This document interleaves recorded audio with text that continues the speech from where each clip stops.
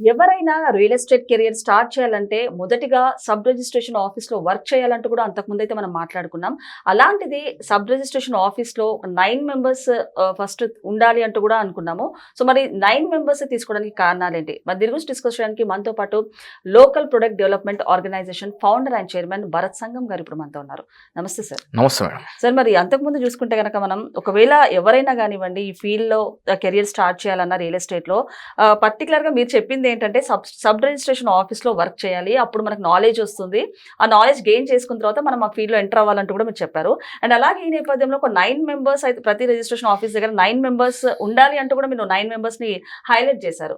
ఏంటి sir 9 members వెనకాల reason ఏంటి? 9 మెంబర్స్ ఎందుకు? First of all local product development organisation అంటే ఎల్పిడిఓ ఇస్ నథింగ్ బట్ స్థానిక ఉత్పత్తులను ప్రోత్సహించే సంస్థ. ఓకే. సో మచ్చుకు ఒక విషయం చెప్పాలనుకుంటుంది ఏంటంటే దాంట్లో భాగంగా ఇప్పుడు స్థానికంగా ఉన్నటువంటి సంస్థలను కాపాడుకునే దిశగా ప్రయాణిస్తున్నటువంటి సంస్థ. సో మెయిన్ ఏంటంటే ఇప్పుడు మీరు 4 షర్ట్స్ మీరు కొన్నారంటే అందులో ఒకటి టైలరింగ్ షర్ట్ వాడమని చెప్పే సంస్థ. ఓకే. సో దట్ ఏంటంటే చిన్న పరిశ్రమలను చేతి వృత్తులను, పెద్ద దేశానికి కావాల్సింది చిన్న పరిశ్రమలు చేతి వృత్తులను కాపాడుకుంటే ఆర్థికంగా ఆ దేశం బలంగా ఉంటుందనేసి గాంధీజీ గారు మన స్వతంత్ర పనులు పోరాడినటువంటి స్వతంత్ర ఉద్యమంలో చెప్పినటువంటి మాట. సో దాంట్లో భాగంగా ఇవాళ మనం రియల్ ఎస్టేట్ గురించి మాట్లాడుతున్నాం కాబట్టి సబ్ రిజిస్ట్రేషన్ ఆఫీస్లో అని కాదండి, సబ్ రిజిస్ట్రేషన్ ఆఫీస్ లోపల పనిచేయాలంటే కష్టపడి చదవాలి, గ్రూప్స్ రాయాలి. ఒక సబ్ రిజిస్టర్గా రావాలంటే ఎంతో కష్టానికి ఓర్పుకి నిలబడి ఆ యొక్క ఎగ్జామ్ రాసి ఆ స్థానంలో ఉంటారు. కానీ సబ్ రిజిస్ట్రేషన్ ఆఫీస్ చుట్టూ కొన్ని వందల సంఖ్యలో జీవనోపాధి కొనసాగిస్తుంటారు కాబట్టి ఇక్కడ రావాలంటేనేమో మీరు ఎగ్జామ్స్ రాసి రావాలి, నెక్స్ట్ జనరేషన్ రావాలంటే వాళ్ళు కష్టపడాలి. కానీ అక్కడ చుట్టూ వ్యవస్థలో ఏంటంటే తరతరాలుగా అంటే ఒకరి తర్వాత వస్తున్నారు. సో ఆ వ్యవస్థ గురించి ఆ సబ్ రిజిస్టర్ కంటే ఎక్కువ కూడా వీళ్ళకు పట్టు సాధించారు. అలా ప్రతి సబ్ రిజిస్ట్రేషన్ ఆఫీస్కి సంబంధించి దాదాపు ఒక 30 నుంచి 40 విలేజెస్ అటాచ్ అయి ఉంటాయి. డిపార్ట్మెంట్ ఇంకెక్కువ ఉంటాయి కానీ తక్కువ ఉంటాయి. అలా 4 ఊర్లకు ఒకరు చొప్పున రావాలి, ఈ సంస్థలో మీరు నేర్చుకోవాలి అనేసి నేను సబ్ రిజిస్ట్రేషన్ ఆఫీస్ చుట్టూ డాక్యుమెంట్ రైటర్ గానో స్టాంప్ వెండర్ గానో ఇలా మీరు జీవనోపాధి కొనసాగిస్తుంటే మీరు పర్మనెంట్గా ఫీల్డ్లో సెట్ అవుతారనే విషయం చెప్పాను. సో మీరు అడిగిన ప్రశ్న ఇంకోటి ఏంటంటే 9 మెంబర్స్ అనే విషయాన్ని మీరు 9 మెంబర్స్ అనే విషయానికి ఎందుకంటే 2017-18 నుంచి స్టార్ట్ చేశానండి. ఎందుకంటే మనం ఏది మాట్లాడినా కానీ కూడా నలుగురితో మాట్లాడుతున్నది వేరుంటుంది, మీడియా ముందు అది స్క్రీన్ ముందు మాట్లాడేది వేరే ఉంటుంది. అన్ని విషయాలలో పర్ఫెక్ట్గా ఉంటేనే మాట్లాడాలనే ఉద్దేశానికి నేను చెప్పాను. సో ఒక డిఫరెంట్ అంటే సబ్ రిజిస్ట్రేషన్ ఆఫీస్ వెళ్ళేసి ఎలా ఉంటుంది వ్యవస్థ అనే దానిపైన మనం ఒక R&D చేసిన తర్వాత ఏంటంటే అక్కడ సబ్ రిజిస్ట్రేషన్ ఆఫీస్ ముందు ఒక వ్యక్తి పాంప్లెట్స్ పంచుతున్నాడండి. ఒక రియల్ ఎస్టేట్ సంస్థకు సంబంధించినటువంటి పాంప్లెట్స్ పంచుతున్నారు. సో అక్కడ ఒక డాక్యుమెంట్ రైటర్ దగ్గరకు వచ్చేసేసి ఆ పాంప్లెట్స్ కొనిపెట్టి ఇక్కడ మీ దగ్గరకు వస్తారు కదా ఇవ్వమని చెప్పారు. అయితే నవ్వుకుంటా ఆ పాంప్లెట్స్ నవ్వుకుంటా తీసుకొనేసి చెత్తలో పడేశాడు. ఆ విషయాన్ని గమనించుకున్న తర్వాత ఏంటంటే అక్కడ పాంప్లెట్స్ పంచుతున్నటువంటి వ్యక్తి is MBA completed, preparing for civils, part టైమ్గా చేస్తున్నాడు అనమాట. సో ఇక్కడ కూర్చున్నటువంటి వ్యక్తి ఆల్రెడీ వాళ్ళకి సంబంధించిన వ్యక్తుల ద్వారా వచ్చినటువంటి వ్యక్తి. So is having a good knowledge about ఆ డిపార్ట్మెంట్ సంబంధించినటువంటి వ్యవస్థ గురించి మాట్లాడగలరు. సో అక్కడ కూర్చొనేసి మామూలుగా ఇదే విషయానికి సో ఒక చిన్న క్వశ్చన్ వేస్తారు అనమాట. ఒక ప్లాట్ పేపర్ బ్యాక్ సైడ్ మీకు ఉంటుంది కదా, డైమెన్షన్స్ ఉంటాయి. సో ఒక 200 స్క్వేర్ యార్డ్స్లో దీని SFT ఎంత వస్తుందని అడిగాను అనమాట. సింపుల్ క్యాలిక్యులేషన్, SFT ఎంత వస్తుందని. సో వాళ్ళు ఎంతకి స్క్వేర్ యార్డ్స్ VA క్యాలిక్యులేషన్ చేస్తున్నారు, SFT ఎంత వస్తుందని క్యాలిక్యులేషన్ గురించి వాళ్ళ పక్కన ఉన్న వాళ్ళ మామయ్యని అడిగాడు. 200 స్క్వేర్ యార్డ్స్ SFT ఎంత వస్తుందని అడిగాడు. 200 × 9 చేస్తే మనకి SFT వస్తుందని చెప్పాడు అనమాట. సో SFT క్యాలిక్యులేషన్స్ రాని వాళ్ళు కూడా ఫీల్డ్లో కొనసాగిస్తున్నారు.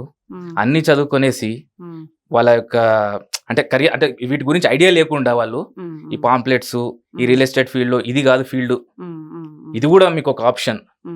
గవర్నమెంట్ 144 సబ్ రిజిస్టర్స్ని పోస్ట్ క్రియేట్ చేయొచ్చు, కానీ ఇండివిజువల్గా మీరు ఒకవేళ క్రియేట్ చేసుకోవాలనుకుంటే రియల్ ఎస్టేట్ ఫీల్డ్లో రాణించాలనుకుంటే మీరు సబ్ రిజిస్ట్రేషన్ ఆఫీస్ చుట్టూ ఏదో ఒక విధంగా మీరు సెటిల్ అవ్వచ్చు అనే దానిపైన లాస్ట్ టైం మనం మాట్లాడుకున్నటువంటి విషయం. సార్ ఇంకొకటి మనము నార్మల్ గా ఇప్పుడు చూసుకుంటే కనుక చాలా మంది రియల్ ఎస్టేట్ ఫీల్డ్ లో ఉండి చాలా మంది సఫర్ అవుతున్నారు, చాలా మంది సక్సెస్ కాలేకపోతున్నారు. అంటే అప్స్ అండ్ డౌన్స్ అనేవి కంపల్సరీ ఉంటాయి.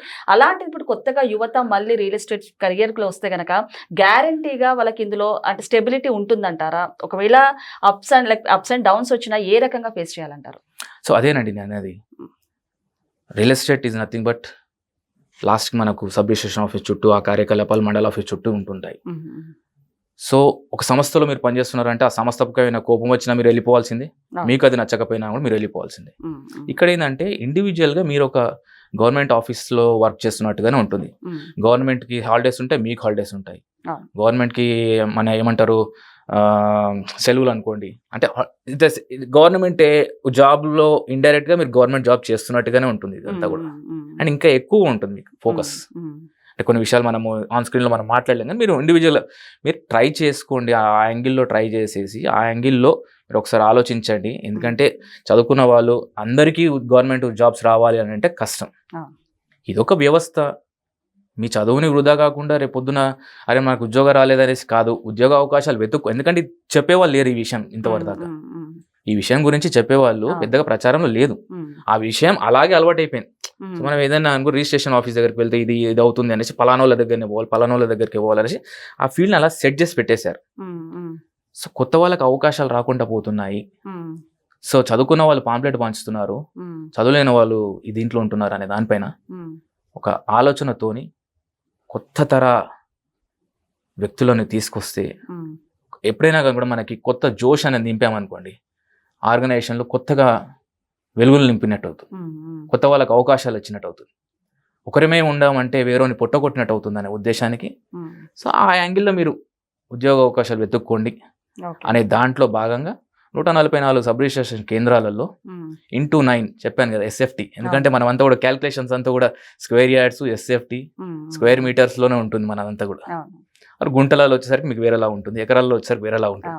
సో అక్కడ క్యాల్కులేషన్స్కి తగ్గట్టుగానే ఆ 9 మెంబర్ కాన్సెప్ట్ని తీసుకొచ్చేసి 144 కేంద్రాలలో 9 పర్సన్స్ అంటే 9 మంది కొత్తగా వాళ్ళ ఉద్యోగ అవకాశాలు రియల్ ఎస్టేట్ రంగంలో ఎంటర్ అవ్వాలనుకున్న వాళ్ళు ఆ వ్యవస్థ గురించి అవగాహన పరుచుకునేసి. ఎందుకంటే real estate sub registration office దగ్గర కేవలం ఓన్లీ రిజిస్ట్రేషన్స్ అనే కాదండి, మ్యారేజ్ సర్టిఫికేట్ కావాలన్నా మీరు అక్కడికి వెళ్తారు, మీకు డాక్యుమెంట్ పోయిందంటే సీసీ కావాలన్నా కానీ కూడా మీరు సబ్ రిజిస్ట్రేషన్ ఆఫీస్ దగ్గరికి వెళ్తారు, ఈసీ కావాలన్నా మీరు అక్కడికే వెళ్తారు. రేపు పొద్దున మీరు అప్పు తీసుకోవాలని బ్యాంక్ దగ్గరికి వెళ్తే బ్యాంకు వాళ్ళు డాక్యుమెంట్ చేసుకురా మార్టిగేజ్ అనేసి చెప్తారు, ఎక్కడికి పంపిస్తారంటే సబ్ రిజిస్ట్రేషన్ ఆఫీస్ దగ్గరికి పంపిస్తారు. ఓకే, సో డీడ్ల గురించి చెప్పుకుంటే కొన్ని వందల డీడ్లు ఉన్నాయి. సో డిఫరెంట్ యాంగిల్లో ఒక వ్యక్తి అనేది ఒక పాంప్లెట్కే పరిమితం అయిపోయి ఒక కంపెనీకే పరిమితం కాకుండా ఉండి మీరు డిఫరెంట్ యాంగిల్లో లైఫ్ లాంగ్ ఈ ఫీల్డ్లో ఉండాలి, నెక్స్ట్ జనరేషన్ కూడా కొనసాగించాలి అనుకునే ఉద్దేశం ఉన్న వాళ్ళు ఈ ఫీల్డ్లోకి రండి అని చెప్పాను. సో అది మెయిన్ చెప్పదలుచుకుంది. సో అలా సబ్ రిజిస్ట్రేషన్ ఆఫీస్ గురించి, ఈ వ్యవస్థ గురించి, local product development it's a part. మేము చేస్తున్నటువంటి కార్యక్రమాలలో ఇట్స్ ఎ పార్ట్. భూమి అనేది ఒక పార్ట్, భూమి అనేది కూడా ఒక ప్రొడక్ట్.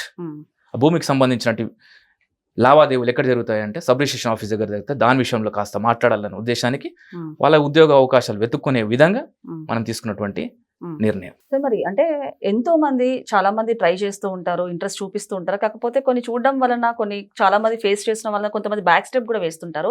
అలాంటి వాళ్ళకి ఎవరైతే రియల్ ఎస్టేట్ కెరీర్ స్టార్ట్ చేయాలి అనే వాళ్ళకి ఎలాంటి గైడ్ లైన్స్ ఇస్తారు, ఎలాంటి అడ్వైసెస్ ఇస్తారు మీ దగ్గర నుంచి?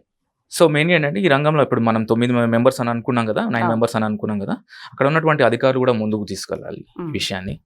ఆ విధంగా కూడా మేము ప్రయత్నిస్తున్నాం లోకల్ ప్రొడక్ట్ డెవలప్మెంట్ ఆర్గనైజేషన్ ద్వారా. కొత్త వాళ్ళకి ట్రైనింగ్ ఇచ్చి, అంటే వాళ్ళకి సెమినార్ క్యాంప్స్ లాగా పెట్టి కండక్ట్ చేసి, ఇప్పుడు అనుకున్నంత ఈజీ కాదు అది. సో అధికారులు కూడా కోఆపరేట్ చేయాలి, ఎందుకంటే వాళ్ళు ఆ అధికారం రావడానికి ఎంతో కష్టపడి, సో అవకాశాలు రాని వాళ్ళకి మీరు అవకాశం ఇచ్చిన వాళ్ళు అవుతారు. మీతో పాటే ఒకప్పుడు వాళ్ళంతా చదువుకున్న వాళ్ళు ఉంటారు, సో వాళ్ళకు కూడా మీరు అవకాశం ఇచ్చిన వాళ్ళు అవుతారు. వీళ్ళు కూడా మొహమాట పడకుండా అధికారి దగ్గరికి వెళ్ళేసి ఫలానా ఎగ్జామ్స్కి ప్రిపేర్ అయ్యా, మేము రాలేదు, మాకు జాబు, మీ దగ్గర ఏమైనా అవకాశాలు ఉంటే చెప్పండి అనే దానిపైన ఉంటే వాళ్ళు కూడా ముందుకు రావాలని లోకల్ ప్రొడక్ట్ డెవలప్మెంట్ ఆర్గనైజేషన్ విజ్ఞప్తి చేస్తూ, అందరూ కలిస్తేనే ఈ యొక్క వ్యవస్థని ఏమంటారు 3 పూలు 6 కాయలు అంటారు కదా, అలా అందరి ఇండ్లలో అన్నం పెట్టే విధంగా, అంటే అందరికీ ఉపాధి అవకాశాలు దొరికే విధంగా ప్రయత్నిస్తున్నటువంటి సంస్థ local product development organisation. Okay sir, thank you. Thank you.